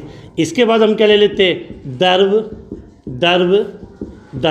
तो यहाँ एक बार हमने ले लिया टॉस, एक बार ले लिया द्रव और एक बार क्या ले लिया मैंने, गैस। तीसरी बात कर रहे हैं तो गैस। तो एक बार हमने ले लिया टॉस, एक बार ले लिया द्रव। बेटा एक कंडीशन और होती है यहाँ पर गैस और गैस वाली, आपको समझा दूँ मैं, इम्पोर्टेंट है कि गैस और गैस का जो मिश्रण होता है वो समांगीय होता है। गैस और गैस का मिश्रण क्या होता है, समांगीय होता है। तो और कोलाइडी विलयन होगा वो हमने पढ़ा था विषमांगीय, इस कारण से कोलाइडी इसका एग्जाम्पल नहीं होता है। तो लास्ट वाली इस कारण से इसकी कुल कितनी कंडीशन हो गई, 8। बेटा क्वेश्चन बहुत अच्छे बनते हैं, 1 2 3 4 5 6 7 8। थोड़ा सा टाइम लग जाएगा कोई बात नहीं, लेकिन चाहे कम पढ़ लेंगे लेकिन पढ़ा हुआ अपने को याद होना चाहिए कि कोलाइडी विलयन की बात करते हैं। देखो एक तो होता है विलयन, विलय और विलायक होता है। कोलाइडी विलयन में न तो विलय शब्द का यूज़ करते हैं ना विलायक शब्द का उपयोग करते हैं। किस शब्द का उपयोग करते हैं, परिक्षिप्त प्रावस्था और परिक्षेपण माध्यम। जो माध्यम का मतलब ज़्यादा होगा, तो जो विलायक होता है उसके लिए हम क्या बोलते हैं, परिक्षेपण माध्यम। तो ये विलायक के रूप में होंगे और परिक्षिप्त प्रावस्था ये कम मात्रा में होते हैं, तो ये किसके रूप में कार्य करते हैं, विलय के रूप में। अब जब हम इनको आपस में मिक्स करते हैं कि ये विलय हो गया और ये विलायक हो गया, तो हम इनके लिए कौन कौन से शब्द का प्रयोग करते हैं हम उसकी बात कर लेते हैं। कि थोड़ा सा अगर जैसे मैं बता रहा हूँ वैसे याद करने की कोशिश करोगे तो आपको आधा याद हो जाएगा, अन्यथा तो सबके सब लास्ट में मिक्स हो जाते हैं, सबके सब लास्ट में मिक्स हो जाते हैं। तो इसमें देखो एक शब्द तो आता है जेल, एक आता सोल, एक आता पायस और एक आता है एरोसोल। ये जो 4 शब्द है वो मुख्यतः पूछे जाते हैं और इनके एग्जाम्पल। तो हम बात करते हैं तो याद होना चाहिए परिक्षिप्त प्रावस्था, शॉर्ट में लिख दूँ समझने के लिए, ये कम मात्रा में होंगी तो ये किसके रूप में कार्य करेगा, विलय के रूप में, अपने को समझने से मतलब है बेटा। और ये किसके रूप में कार्य करता है, विलायक के रूप में। अब हमें इसके क्या लिखने हैं यहाँ पे, ये विलायक के रूप में हो जाएगा आपका, विलायक ऊपर लिख देता हूँ यहाँ पे। अब यहाँ पर हमें इन सब का क्या लिखना है, एक तो इसको जो कोलाइडी विलयन है उस कोलाइडी विलयन का हम नाम क्या देते हैं, और साथ में हमें उसका क्या लिखना है, उदाहरण लिखना है। साथ में हमें उसका क्या लिखना है, उदाहरण लिखना है। तो बेटा इसको भी याद करने के लिए पहले हम बात कर रहे हैं कि क्या लिखा है, टॉस और टॉस। तो इसके लिए हम बोलते हैं उस कोलाइडी विलयन को कहा क्या जाता है, टॉस सोल। और इसके एग्जाम्पल की बात करें तो रंगीन कांच और जैसे रत्न आभूषण होते हैं आपके, वो सब इसी में आते हैं। दूसरा है कि टॉस और द्रव, इसके लिए पर्टिकुलर जो शब्द काम में लिया जाता है वो क्या होता है, सोल। क्या आता है, सोल। और इसका सबसे अच्छा एग्जाम्पल आता है आपका पेंट, दीवारों पर हम पेंट करते हैं, पहनने वाली नहीं, दीवार पर करने वाली। तो दीवार पर जो पेंट किया जाता है वो है इसका एग्जाम्पल। अब देखो बेटा यहाँ पे जब गैस ज़्यादा हो, सुना, जब गैस ज़्यादा हो और उसमें टॉस या द्रव मिला हो, गैस ज़्यादा हो उसमें टॉस या द्रव मिला हो तो उसको हम बोलते हैं एरोसोल। क्या बोलते हैं, एरोसोल। तो इसको भी आप बोल दोगे एरोसोल, इसको भी आपने क्या दे दिया, एरोसोल। तो गैस के अंदर ठोस या द्रव हो तो उसको आप क्या बोलते हैं, एरोसोल। अब इसका एग्जाम्पल समझना, गैस में ठोस, तो गैस ज़्यादा और उसमें सॉलिड कण, तो इसका सबसे अच्छा एग्जाम्पल क्या होता है, धुआं होता है। और गैस में द्रव, पानी की बूंदे, तो इसका अच्छा सा एग्जाम्पल क्या हो गया आपका, कोहरा, जिसको आप धुंध बोलते हो। अब देखो ठोस के अंदर आपने क्या मिला दिया, ठोस में क्या मिलाओ, द्रव। ये बेटा ये अच्छा क्वेश्चन बनता है, रख लेने इसको हम बोलते हैं जेल। क्या बोलते हैं, जेल। अब इस जेल के एग्जाम्पल की बात करें तो आप ये लिख सकते हो मक्खन, पनीर, ये किसके एग्जाम्पल हो गए, जेल के। बेटा द्रव द्रव, तो याद करें ना, पानी पानी, पानी पानी को हम बोलते हैं इमल्सन, और इंग्लिश इसका एक शब्द आता है पायस। जैसे इसका अच्छा एग्जाम्पल क्या हो गया आपका, दूध। अब जो बेटा ठोस में गैस भरी हो तो इसका एक एग्जाम्पल होता है प्यूमिस पत्थर, या आप जो अपने बोलते स्पंज, या जहाँ पे इसका पर्टिकुलर शब्द हम काम लेते हैं फोम, रबड़। अब देखो द्रव के अंदर क्या भरी हो, गैस, द्रव के अंदर क्या भरी हो, गैस। तो जैसे साबुन के झाग, फेंटी गई क्रीम, ये सब इसके एग्जाम्पल है। तो बोलते क्या, उसकी हम बात कर लेते हैं कि द्रव के अंदर आप क्या ले रहे हो बेटा, द्रव के अंदर गैस है तो इसको हम फोम बोलते हैं। द्रव के अंदर गैस के लिए जो शब्द काम में लिया जाता है वो क्या है, फोम। और इसको भी ठोस सॉलिड शब्द काम में लिया जाता है। तो यहाँ पे लिखना चाहो तो इसको लिखाने में एग्जाम्पल इधर आ जाएगा। तो क्या बोलते हैं, इसको फोम बोलते हैं। और क्या था, एक तो फेंटी गई क्रीम और साबुन के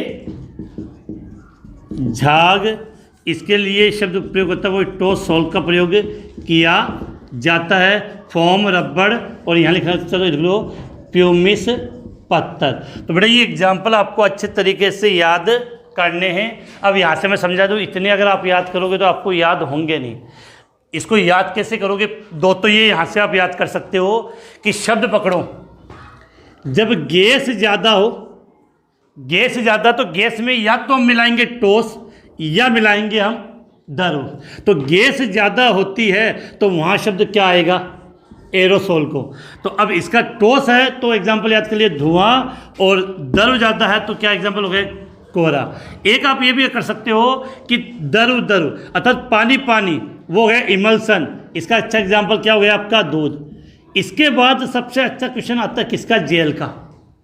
जब ठोस की मात्रा ज़्यादा हो, द्रव की मात्रा क्या हो, कम हो, तो उसके लिए हम क्या शब्द बोलते हैं, जेल। और एग्जाम्पल की बात करें तो मक्खन और पनीर। तो बेटा इसको याद करने में काफ़ी प्रॉब्लम आती है, मानता हूँ इस बात की, लेकिन कोई ऑप्शन नहीं है, याद करना पड़ेगा। और ज़्यादा मैंने कहा कि ज़्यादा आपको याद नहीं हो तो आप ये चार तो याद कर लेना कि 1, 2, 3 और 4। यहाँ से ज़्यादा अगर अपने क्वेश्चन निकल के आ जाते हैं। और विशेषकर जेल क्या होता है, एरोसोल क्या है, इमल्सन क्या होते हैं। तो आप इसका स्क्रीनशॉट ले लें, उसके बाद हम आगे बात करते हैं, नेक्स्ट टॉपिक की तरफ बढ़ते हैं। आगे बात करें इसमें कि नेक्स्ट आपका आता है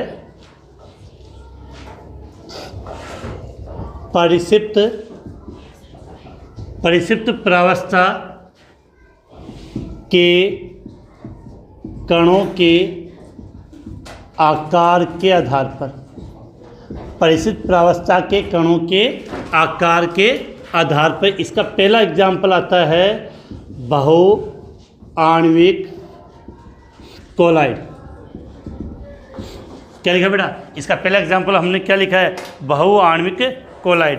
तो बेटा इस कोलाइड में क्या होता है कि कोलाइडी कणों का आकार छोटा होता है, इस कारण काफ़ी संख्या में जो कण होते हैं वो आपस में जुड़ के एक बड़ा अणु का निर्माण कर लेते हैं, जिसके कारण इसका हो गया बहुआण्विक कोलाइड। बस आपको यहाँ पर इसकी कोई डेफिनेशन कोई नहीं पूछने वाला, इतना पता होना चाहिए कि बहुआण्विक कोलाइड का एग्जाम्पल क्या होता है। जैसे सल्फर का कोलाइडी विलयन और सोने का जो कोलाइडी विलयन है वो सब इसी का एग्जाम्पल आता है। तो यहाँ से आप इसको ज़्यादा तो हम बात नहीं करेंगे, इतना से याद जरूर कर लेना कि एग्जाम्पल की बात करें तो सल्फर सोल और गोल्ड सोल इसके एग्जाम्पल हो गए। बेटा बहुआण्विक में फिर से कह दूँ कि कोलाइडी कणों का आकार छोटा होता है, इसलिए आपस में जुड़कर पुंज या समूह बना लेते हैं, मतलब बड़ा आकार के निर्माण कर लेते हैं। इसके बाद नंबर 2, बहुआण्विक कोलाइड के बाद इसका जो अगला प्रकार आता है वो आता है वहद आणविक कोलाइड। वहद आणविक कोलाइड क्या लिखा है बेटा? वहद आणविक कोलाइड। इसके नाम से क्लियर है कि इसमें जो कोलाइडी कण होते हैं उनका आकार क्या होता है? बड़ा होता है, काफ़ी बड़े साइज में इनका आकार होता है। जैसे प्रोटीन है, जेलेटिन है, वो इसके एग्जाम्पल होते हैं। स्टार्च होता है तो काफ़ी एग्जाम्पल है, जैसे मैंने लिख दिया प्रोटीन, स्टार्च, जेलेटिन आदि के जो कोलाइडी विलयन होते हैं वो सब इसी के एग्जाम्पल होते हैं। इसके बाद अगर नंबर 3 की बात करें तो नंबर 3 पे आपका आता है सहचारी कोलाइड। सहचारी कोलाइड, इसको सहगुणित कोलाइड कहते हैं। सहचारी कोलाइड या सहगुणित कोलाइड सबसे इम्पोर्टेंट इन तीनों में कि ऐसा विलयन जिसकी कम सांद्रता पर तो वो विद्युत अपघट्य की तरह कार्य करता है, लेकिन जब सांद्रता उच्च कर दी जाती है तब वो कोलाइडी विलयन के रूप में कार्य करे तो उसको सहचारी कोलाइड या सहगुणित कोलाइड कहा जाता है। तो इसके लिए अगर हम बात करना चाहें सहचारी कोलाइड या सहगुणित कोलाइड के लिए तो क्या लिखोगे कि वे कोलाइडी विलयन जो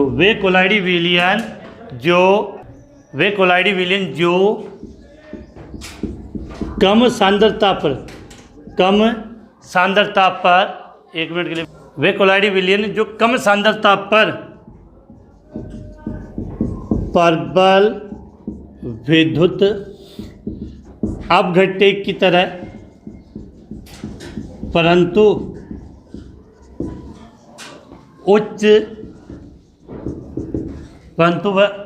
उच्च सांद्रता पर कोलाइडी विलयन की तरह व्यवहार करते हैं,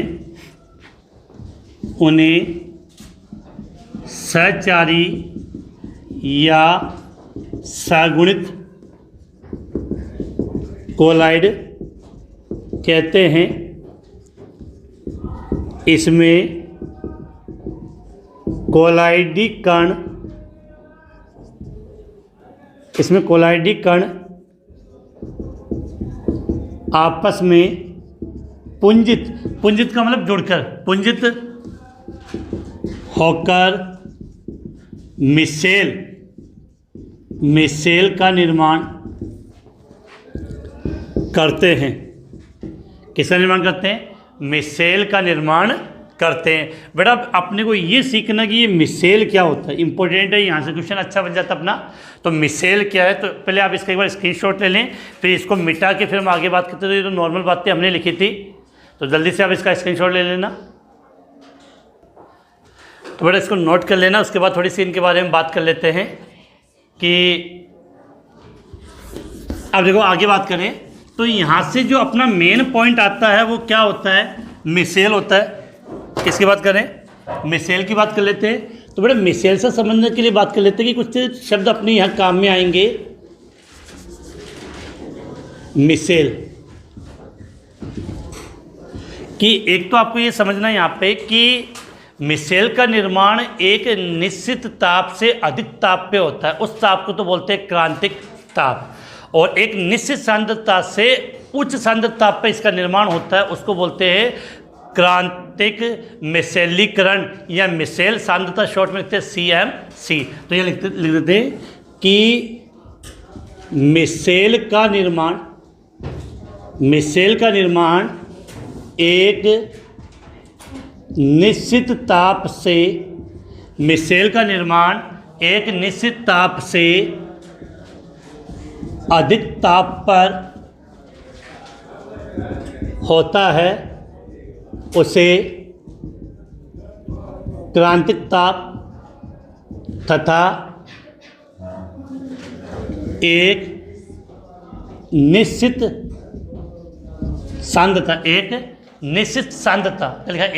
सांद्रता से अधिक सांद्रता पर, एक निश्चित सांद्रता से अधिक सांद्रता पर मिसेल बनता है उसे क्रांतिक मिसेलीकरण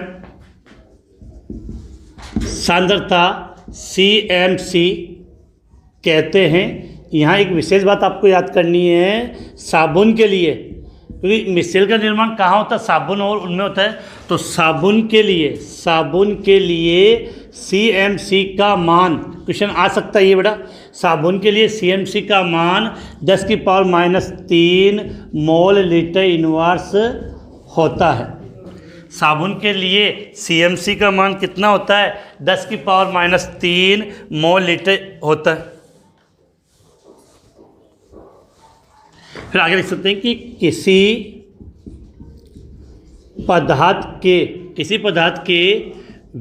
पदार्थ के विलयन की सांद्रता CMC से अधिक हो, किसी पदार्थ के विलयन की सांद्रता CMC से अधिक हो या अधिक होने पर उनके आयनों का एक समुच्चय बनता, अधिक होने पर उनके आयन एक समुच्चय बना लेते हैं जिसे मिसेल कहते हैं। जिसे क्या कहते हैं बेटा, मिसेल कहते हैं। और आपने साबुन या अपमार्जक की जो क्रिया देखी होगी, वहाँ पर मिसेल का निर्माण होता है। तो वहाँ पर हमने इस प्रकार से एक डायग्राम बना के उसको रिप्रेजेंट भी करने की कोशिश की थी।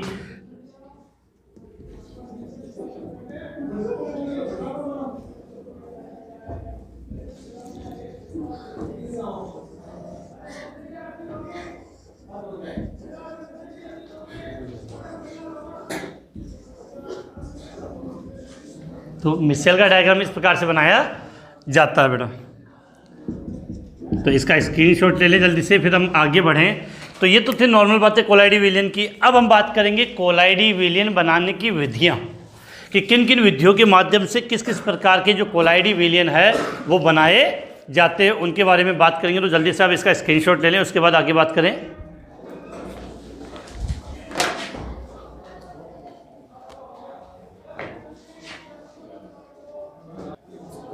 तो बेटा इसका स्क्रीनशॉट, इसको शब्द को सही कर लेना कि मिसेल है।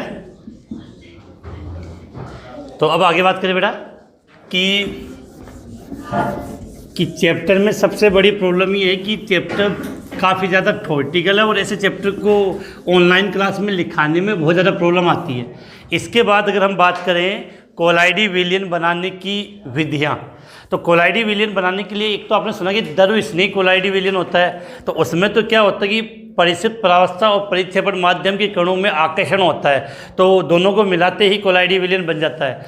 लेकिन द्रव विरोधी जो कोलाइडी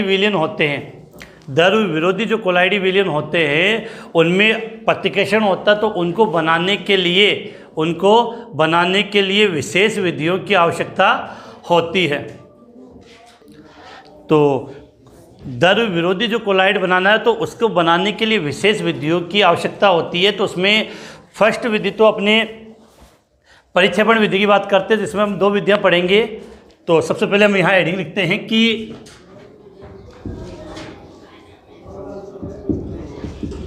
कोलाइडी विलयन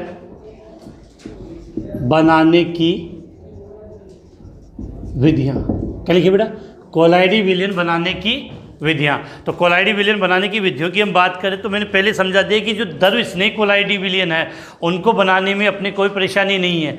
लेकिन द्रव विरोधी कोलाइड जब बनाना है तो उसके लिए हमें विशेष विधियों की आवश्यकता होती है। और उसके लिए हम 2 प्रकार की विधियों का प्रयोग करते हैं। उसमें पहली विधि बेटा आपकी पूछी जाती है, वो है आपकी परिक्षेपण विधियाँ, और दूसरी आती है आपकी संघनन विधियाँ। देखो बेटा, परिक्षेपण विधियों में क्या होता है कि इसमें जो कणों का आकार होता है वो बड़ा होता है, तो बड़े आकार को तोड़ के छोटे आकार में कन्वर्ट किया जाता है। और संघनन में आपने सुना होगा कि जो छोटे आकार के कण होते हैं उनको जोड़ के बड़ा आकार किया जाता है। तो जो परिक्षेपण विधियाँ हैं इसके अंदर आपको दो विधि पढ़ने को मिलेगी। एक तो आती है आपकी यांत्रिक विधि, एक तो हम लिखते हैं इसको यांत्रिक वितरण विधि, और दूसरी जो विधि आती है वो जो अपने लिए बहुत इंपॉर्टेंट है, विद्युत परिक्षेपण विधि। दूसरी विधि की जब हम बात कर लेते हैं तो दूसरी विधि होगी विद्युत परिक्षेपण विधि, या इसको हम बोलते हैं ब्रेडिंग आर्क विधि। क्या बोलते हैं? ब्रेडिंग आर्क विधि। संघनन विधियों के लिए हम बात करेंगे तो कोलाइडी विलयन बनाने के लिए, और विशेषकर हमने बात कर दी कि द्रव विरोधी कोलाइड की बात कर रहा हूँ, तो फर्स्ट लेते परिक्षेपण विधि।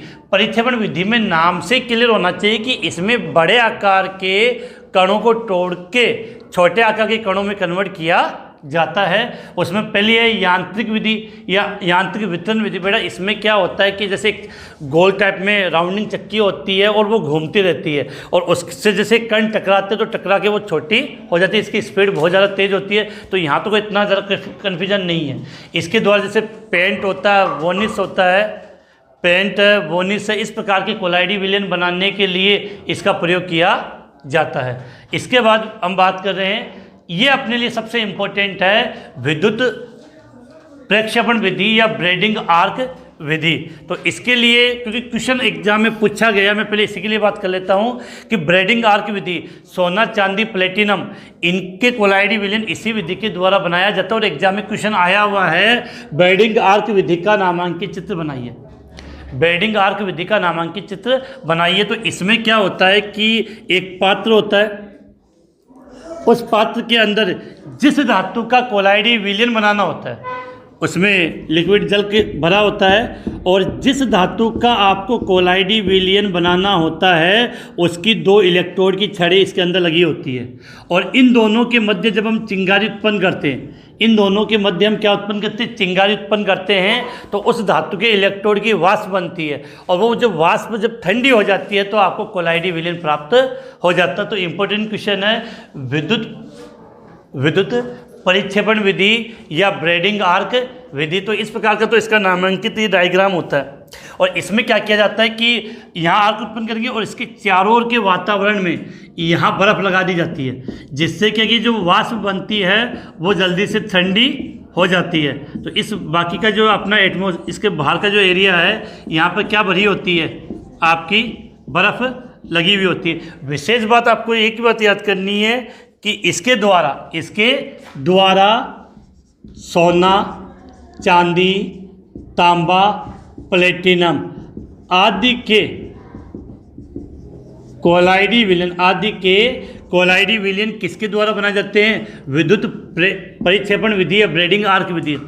तो इस विधि में क्या जाता है कि परिक्षेपण माध्यम में धातु इलेक्ट्रोड के मध्य बोलना बेटा दिखाऊंगा नहीं, कि परिक्षेपण माध्यम में धातु इलेक्ट्रोड के मध्य आर्क का मतलब होता है चिंगारी उत्पन्न की जाती है, जिससे धातु की क्या बनती है? वाष्प बनती है। और वो वाष्प क्योंकि चारों तरफ आपकी क्या बर्फ़ है, तो वो वाष्प जैसे ठंडी होती है तो कोलाइडी कणों के आकार में कन्वर्ट हो जाती है, जिससे आपको कोलाइडी विलयन प्राप्त होता है। और खासकर सोना, चांदी, तांबा और प्लेटिनम आदि के कोलाइडी विलयन इसी कौन सी विधि के द्वारा? विद्युत परिक्षेपण विधि या ब्रेडिंग आर्क विधि के द्वारा बनाए जाते हैं। बड़े इसका इतना सा स्क्रीनशॉट ले लें। उसके बाद इसकी ये तो आगे परिक्षेपण, इन दोनों में तो क्या किया जाता है कि जो आकार होता है बड़े आकार के कणों को तोड़ के छोटे आकार में कन्वर्ट किया जाता है। लेकिन इसके बाद दूसरी जो विधि आपके स्टार्ट होगी, जिसको हम क्या नाम देंगे? संघनन विधि। क्या लिखा है? संघनन विधि। इसमें छोटे आकार के कणों को जोड़ के बड़े आकार के कणों में कन्वर्ट किया जाता है। तो जल्दी से आप इसका स्क्रीनशॉट ले लें।